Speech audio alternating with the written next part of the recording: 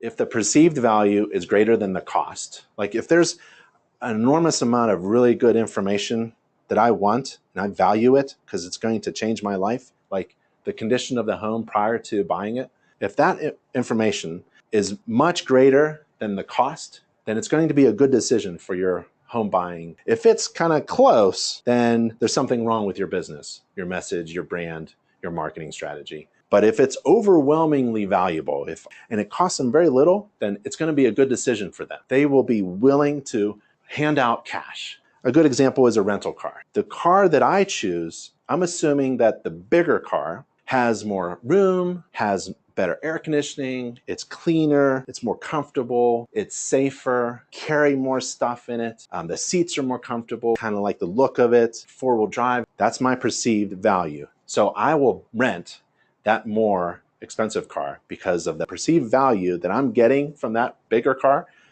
is worth the money. Another one is watches. There's 100 watches. They all look really beautiful. Well, the cost of making any of them is about the same. It costs a certain amount of money to make any watch. So that's the truth. But some of these watches are for $1,000 and some of them are for $10.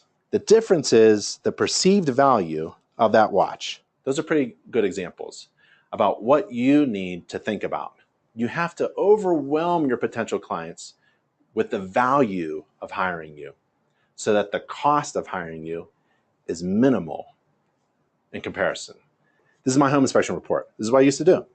I put it in a binder. I put my home inspection report in a binder. I printed it on site in the kitchen. So this costed printing $1, home maintenance book. This is $2.70. So that's what, $1, and $3. That's $5. There's some other things like rack cards. The perceived value of this is greater than the cost. It's greater than $5. This is amazing. There's an amazing amount of information in here. I'm not going to pay for it because I'm going to raise my inspection fee by $5, maybe $6, and have my client buy their own stuff and a cup of coffee for me.